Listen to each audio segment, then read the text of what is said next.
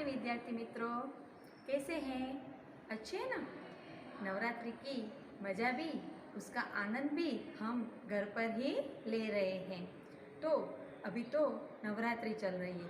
आप सबको नवरात्रि का बहुत ही उत्साह रहता है, लेकिन इस वर्ष हम नवरात्रि भी घर पर ही मना रहे हैं। हिंदी में हमने संपूर्ण कोर्स यानी कि इकाई 1 से 8 तक पूर्ण कर लिए और आपने अच्छी तरह से उसका अध्ययन भी किया होगा। तो इन सभी इकाइयों का साथ में लेकर बाद में क्या हम करते हैं? हाँ, पुनरावर्तन।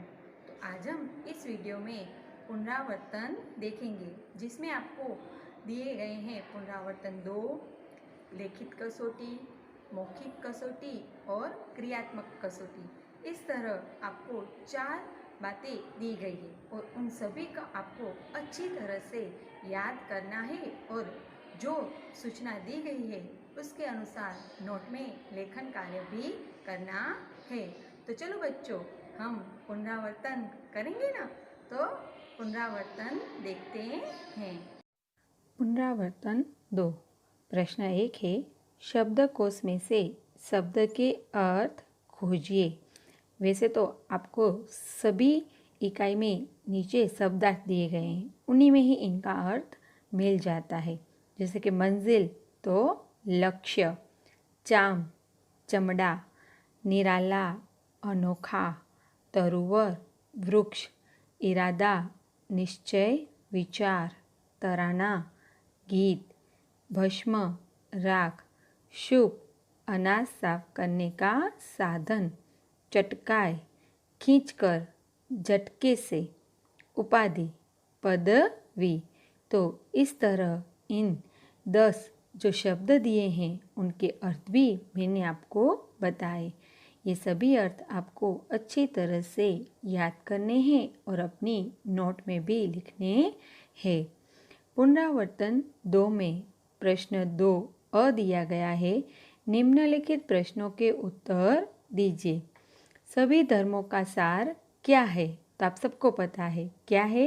तो सभी धर्मों का सार है दूसरों का भला करना।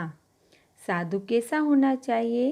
तो साधु सूप के जैसे स्वभाव वाला होना चाहिए, जो वस्तु का सार ग्रहण कर ले और निस्वार्थ यानी कि जो अर्थहीन है उस वस्तुओं को छोड़ दे।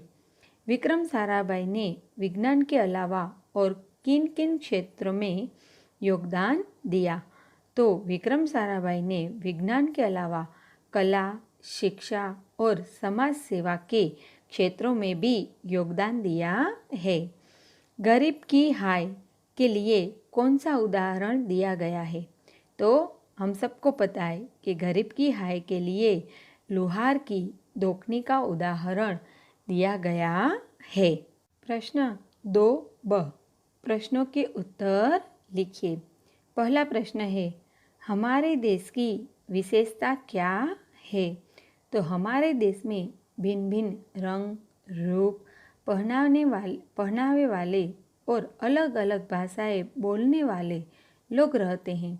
इसके अलावा हम सब एक हैं। इस तरह विविधता में एकता ही हमारे देश की सबसे बड़ी विशेषता है। दूसरा है, तुलसीदास सबसे हिलमिल कर रहने को क्यों कहते हैं?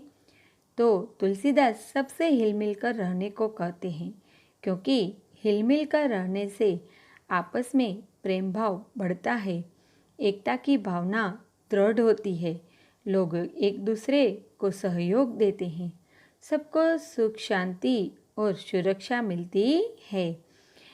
तीसरा प्रश्न है, विक्रम साराभाई के प्रयासों से अहमदाबाद में कौन कौन सी संस्थाएं प्रारंभ हुई? तो 3 संस्थाएं प्रारंभ हुई।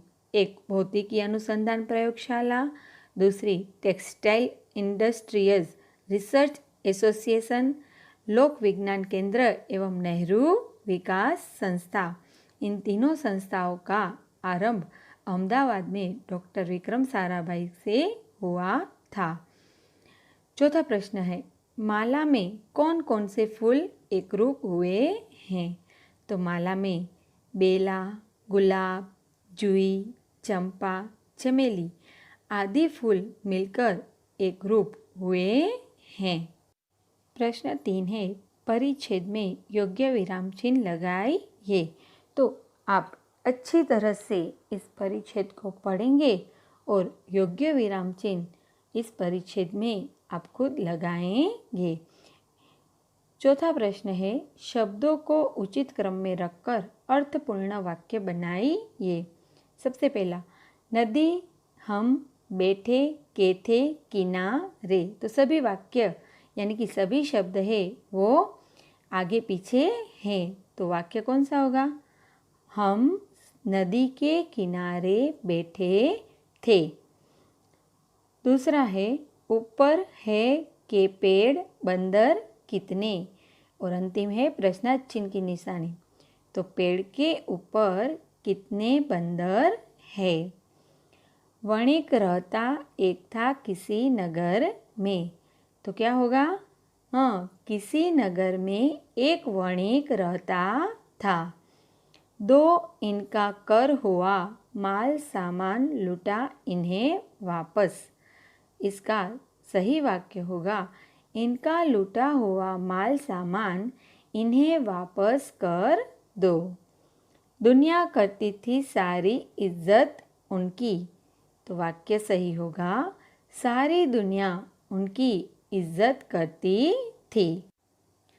5वां प्रश्न है, नीचे दिए गए वाक्यों में से रेखांकित शब्दों के लिंग परिवर्तन करके विधान फिर से लिखिए। पहला है, आज शिक्षक नीलेश से कुछ बात कर रहे थे। तो शिक्षक का लिंग परिवर्तन होगा शिक्षिका।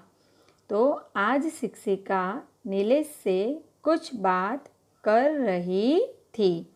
तो शिक्षक है तो रहे थे और शिक्षिका है तो रही थी, यह भी बदलना होगा।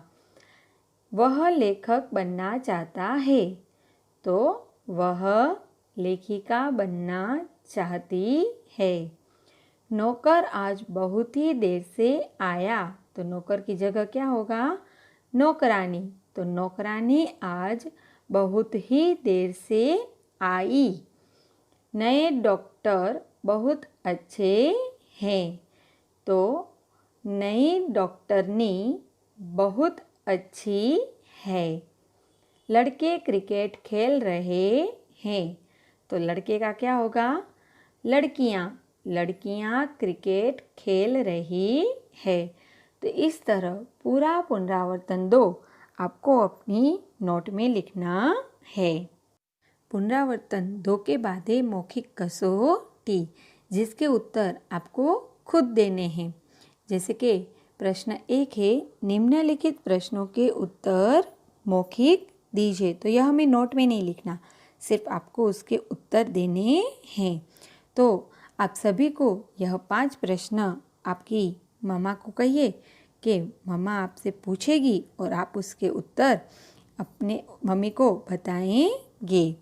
उसी तरह प्रश्न 2 है कि 2 कविता दी है, तब याद तुम्हारी आती है और हिंद देश के निवासी। दोनों कविताओं का अच्छी तरह से गान आपको करना है। इसके बाद है प्रश्न 3, जिसमें कोष्टक दिया गया है और ऊपर शब्द दिए हैं। उन शब्दों के समानार्थी शब्द आपको कोष्टक में ढूंढने हैं। जैसे कि उदाहरण दिया है जल, तो एक राउंड बनाया हुआ है पानी, जो उसका समानार्थी शब्द है और उसका वाक्य है, नर्मदा नदी में पानी का बहाव रहता है। उसी तरह दूसरा है सूरज। तो आप अंतिम लाइन देखते हैं, उसके आगे की लाइन में दूसरी लाइन जो ऊभी लाइन है उसमें दूसरी लाइन में रवि उसका समानार्थी शब्द दिया है। तो आप उसका वाक्य बनाएंगे कि रवि का उदय होते ही फूल खिलते हैं। उसी तरह शुभ, तो आपको कोष्टक में जो शब्द दिया है वह है प्रातः काल। जो प्रथम शब्द है प्रा, उसके क्रॉस शब्द लाइन लीजिए आप तो मिल जाएगा प्रातः काल। फिर है खुशबू तो सुगंध, खुशी तो आनंद, वन तो जंगल। तो ये आप अपनी नोट में नहीं करेंगे लेकिन उसको अच्छी तरह से याद करेंगे। मौखिक कसौटी में प्रश्न 4 है, निम्नलिखित शब्द पत्तों को उचित क्रम में रखकर अर्थपूर्ण वाक्य बनाइए। यानी कि जो बॉक्स बना है उसके अंदर जो शब्द लिखे हैं वो एक दूसरे से मिल नहीं रहे हैं, तो हमें सही जगह सही शब्द रखकर बॉक्स फिर से रखना है, यानी कि वाक्य बनाना है। सबसे पहला है, राजधानी की है गुजरात गांधीनगर। तो सबसे पहले कौन सा बॉक्स आएगा? गांधीनगर, फिर गुजरात, फिर की, फिर राजधानी और है। तो वाक्य क्या होगा? गांधीनगर गुजरात की राजधानी है। उसी तरह दूसरा है, सेवक रविशंकर हमारे महाराज मूक थे। तो इसका सही वाक्य होगा, रविशंकर महाराज हमारे मूक सेवक थे। फिर तीसरा है, राष्ट्रीय है पक्षी और प्राणी हमारा मोर बाघ राष्ट्रीय। तो मोर हमारा राष्ट्रीय पक्षी और बाघ राष्ट्रीय प्राणी है। अंतिम है, 2 अक्टूबर गांधी जी का 1869 में था जन्म हुआ पोरबंदर में। यानी कि गांधी जी का जन्म 2 अक्टूबर 1869 में पोरबंदर में हुआ था। तो इस तरह आपको प्रश्न 4 याद करना है। और अंतिम 5वां है कि अमित को बिजली का करंट लग जाने पर उसे अस्पताल में से ले जाया गया। ऐसी घटना दोबारा न घटे इसके लिए आप क्या सुझाव देंगे? तो यह आप खुद सोचेंगे और याद करेंगे और बताएंगे भी। एक तो उदाहरण मैं आपको बता रही हूँ, जैसे कि विद्युत संबंधी कार्य स्वयं न करें, जानकारी कारीगर से करवाएंगे। यानी कि जो बिजली के कार्य है वो हमें खुद नहीं करना चाहिए, हमें वह किसी जानकार व्यक्ति से करवाना चाहिए, यानी कि इलेक्ट्रीशियन से। दूसरा है कि बिजली से संबंधित कार्य करते समय हाथों में रबड़ के ग्लव्स पहनने चाहिए। तो इस तरह आप और भी सुझाव याद कर लिख सकते हैं, यानी कि याद कर सकते हैं। इसके आगे आपको दिया गया है क्रियात्मक कसौटी, जो बहुत ही आसान है, जिसमें पहला प्रश्न है कि निम्नलिखित शब्द काट के शब्दों के लिंग पहचान कर पुल्लिंग स्त्रीलिंग शब्दों की जोड़ बनाइए। सबसे पहला है राजा। तो जो नीचे दूसरी लाइन दी है उसमें राजा का लिंग परिवर्तन क्या होगा? राजा है वो पुल्लिंग है, तो रानी जो स्त्रीलिंग है। उसी तरह दूसरा है ग्वाला, तो ग्वालिन। सेठ तो सेठानी। बंजारा तो बंजारिन। यह तो आसान है, आप सबको आता है ना। उसी तरह प्रश्न 2 है, निम्नलिखित शब्दों का अर्थ शब्दकोश में से ढूंढकर बताइए। यानी कि डोना तो उठाकर या लाद कर ले जाना। सूद यानी कि ब्याज। पंथ मार्ग या रास्ता। ढेरो यानी कि बहुत। मोल यानी कि मूल्य या कीमत। प्रश्न 3 है, श्याम पट के कोष्टक में दिए गए शब्दों को उचित क्रम में रखकर वाक्य बनाइए। यानी कि आपको यहाँ पर पूरे कोष्टक में सभी शब्द है वो इधर उधर है, यानी कि आपको इन सभी शब्दों में से सही शब्दों को ढूंढकर एक सही वाक्य बनाना है। जैसे कि पहला हम बना सकते हैं कि दूसरी लाइन में आप देखिए जल, फिर तीसरी लाइन में ही, पहली लाइन में जीवन और दूसरी लाइन में है, तो अर्थपूर्ण वाक्य हो ना, जल ही जीवन है। उसी तरह पहली लाइन में मोर, फिर अंतिम से आगे की लाइन में हमारे, फिर देश दूसरी लाइन में, का अंतिम लाइन में, राष्ट्रीय तीसरी लाइन में अंतिम शब्द, पक्षी चौथी लाइन में अंतिम शब्द और दूसरी लाइन में है। तो अर्थपूर्ण वाक्य क्या होगा? मोर हमारे देश का राष्ट्रीय पक्षी है। तो उसी तरह आपको 2 और वाक्य बनाने हैं। प्रश्न 4 है, निम्नलिखित शब्द पत्तों को विरुद्धार्थी शब्दों की जोड़ में रखिए और वाक्य बनाइए। तो यहाँ पर आपको विलोम शब्द बनाने हैं। अभी तक आपने समानार्थी बनाए ना, तो ये है विलोम, यानी कि विरुद्धार्थी शब्द। तो जैसे कि सुबह तो शाम, अंत तो प्रारंभ, जंगली तो पालतू, बुराई तो अच्छाई, दोष तो निर्दोष, अच्छा तो बुरा, अनियमित तो नियमित, दिन रात, कठिन सरल, ज़्यादा तो कम। इस तरह आप विलोम शब्द बनाएंगे। प्रश्न 5 है, काव्य पंक्ति एवं भावार्थ आधारित पट्टियों की सही जोड़ मिलाकर पढ़िए। यानी कि हमें सही पंक्ति के सामने सही भावार्थ रखना है। तो सबसे पहली पंक्ति है, कलियां दरवाजे खोल खोल जब दुनिया पर मुस्काती है। तो उसका भावार्थ क्या है?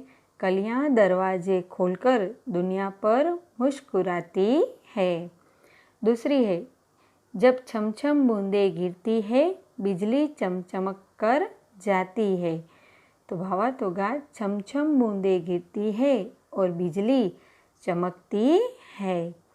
जब ठंडी ठंडी हवा कहीं से मस्ती ढोक कर लाती है। तो ठंडी हवा अपने साथ मस्ती लाती है। इस तरह ये पूरी मौखिक कसौटी आपको मौखिकी करना है, नोट में नहीं लिखना। उसके बाद है लिखित कसौटी। लिखित कसौटी में यह पूरी कसौटी आपको लिखनी है, लेकिन अब इसमें प्रश्न जो एक है वह मैं नहीं बताऊंगी, क्योंकि हमने बहुत सारे प्रश्न सीखे हैं। तो इन प्रश्न 1 के 5 प्रश्नों के उत्तर आप खुद याद करके लिखेंगे। प्रश्न 2 है कि निम्नलिखित वाक्यों में उचित विराम चिन्ह लगाइए। तो यह भी आप आसानी से कर सकते हैं। तो यह दोनों प्रश्न आपको खुद अपनी नोट में अपनी सूझबूझ के अनुसार लिखने हैं।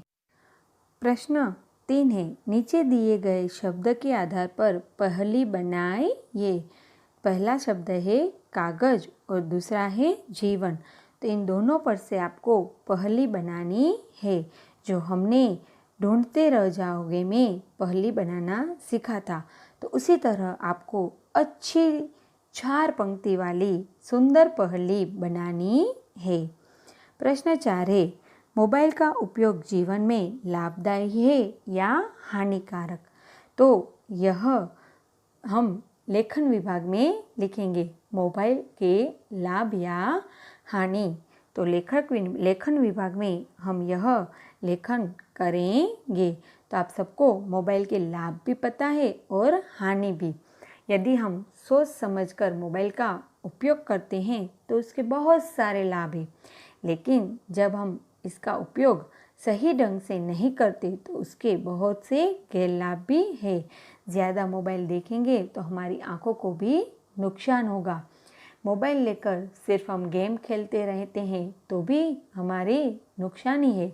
लेकिन अच्छी बातें सीखना, मोबाइल में पढ़ाई के अनुरूप कोई कार्य देखना, तो उसके बहुत सारे हमें लाभ भी है और बहुत सारी ऐसी जानकारी है जो हमें मोबाइल द्वारा भी मिल सकती है।